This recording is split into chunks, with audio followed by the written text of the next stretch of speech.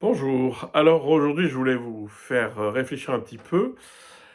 Peut-être on va poser la question comme ça. Qu'est-ce que le christianisme? Alors peut-être que si vous entendez cette question, vous allez commencer à répondre, ben, le christianisme, c'est une religion, gna gna gna gna. Ce qui n'est pas faux, mais je voudrais juste vous faire réfléchir sur les mots en isme. Les mots en isme sont des généralisations, on réduit tout au plus commun dénominateur. Vous savez, de dire c'est un Américain, c'est un Français, ou les Américains sont et les Français sont, c'est très largement abusif parce que l'Américain que vous aurez sous le nez ou le Français que vous aurez sous le nez, ils sortiront carrément des clichés que vous vous en êtes fait. Donc déjà comprendre que le christianisme, c'est un concept. C'est un concept qui essaye plus ou moins d'encadrer une réflexion sur un objet qui existe. C'est le fait que, à la suite d'un prophète juif d'il y a 2000 ans, il y a quelque chose qui s'est créé, des communautés, ce qu'on a appelé après des églises, avec des théologies qui se sont séparées souvent. Et ça a donné des entités qu'on appelle des églises, mais aussi des pratiques ou des spiritualités, parce que vous avez des spiritualités qui suivent certains grands mystiques et qui sont toutes différentes.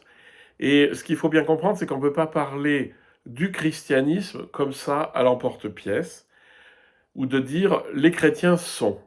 Ça marche pas, hein. C'est comme les Américains sont.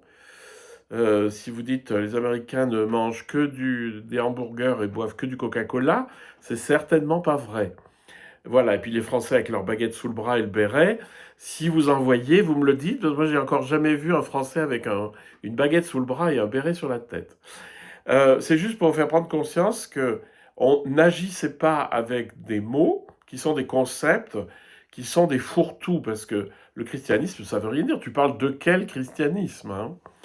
Est-ce que tu parles du christianisme orthodoxe russe, du christianisme orthodoxe grec, du christianisme de l'Église catholique, du christianisme de l'ordre des Chartreux ou de l'ordre des Bénédictins, du christianisme d'une personne qui a rencontré quelque part le Christ ou Jésus et puis qui est inspiré par ça sans rentrer dans une institution. Donc en fait, je ne vais pas répondre à la question qu'est-ce que le christianisme. La seule chose que je vais vous en dire, c'est que vous ne pouvez pas utiliser ce mot et parler avec et mettre euh, formuler des assertions. Évidemment, on peut toujours dire certaines choses. Enfin, si vous dites que le christianisme, c'est l'ensemble des pratiques, des structures, etc., qui se réclament de Jésus-Christ, c'est assez juste. Mais il y a beaucoup de choses qu'on ne peut plus dire, donc faut faire attention. Donc le mot isme, c'est des mots qui globalisent, c'est-à-dire qui gomment les différences, qui gomment les spécificités. Et ce que je vous invite à faire, c'est à réfléchir que euh, c'est plutôt vers la personne qu'il faut se tourner. C'est-à-dire telle personne, comment s'incarne le christianisme dans telle personne. C'est-à-dire comment cette personne vit son christianisme. Ça peut être tout simplement, ah ben moi je vais à la messe tous les dimanches et je donne une petite obole et puis voilà, et puis c'est bien, et puis c'est très bien, hein. Puis il y en a d'autres, ça sera peut-être plutôt ah mais moi j'ai donné ma vie à Jésus et je fais des tas de bonnes œuvres et tout et tout. Il y en a d'autres, ça sera je suis hors église, mais je me considère comme chrétien parce que l'héritage de la pensée du Christ dans les évangiles, etc., me parle. Il y a énormément de possibilités. Ce que je vous invite à sentir, c'est que on peut pas parler du christianisme de manière globale, mais qu'il vaut mieux parler de comment telle personne vit le christianisme, hein.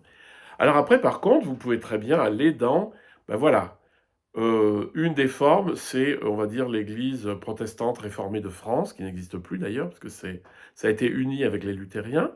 Et quelle est sa théologie? Elle est distribuée comment? Quels sont les profils de ceux qui habitent, etc., ceux qui sont dans cette communauté?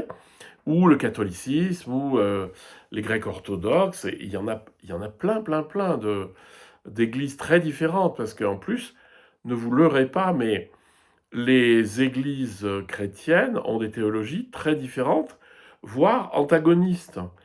Et on peut difficilement dire il y en a qu'une qui a la vérité. Ça, c'est un petit problème. C'est comme si vous disiez ah non, mais les philosophes, il y en a qu'un qui a compris et les autres, ils sont à côté de la plaque. Voilà, je vous invite juste à réfléchir un petit peu. Que vous adhériez à quoi que ce soit et que vous y croyez, il n'y a aucun souci. Mais vous savez, les voies du Seigneur sont tout à fait impénétrables, et donc ça passe par beaucoup, beaucoup d'autres choses. Donc pour le christianisme, évitez d'employer le christianisme comme fourre-tout et puis de donner des phrases qui résonnent avec ça, mais plutôt euh, comment cette personne vit le christianisme, comment cette personne vit son rapport au Christ, à l'Église, etc. Enfin, comment ça se structure tout ça. Voilà, c'était une petite réflexion et on va continuer.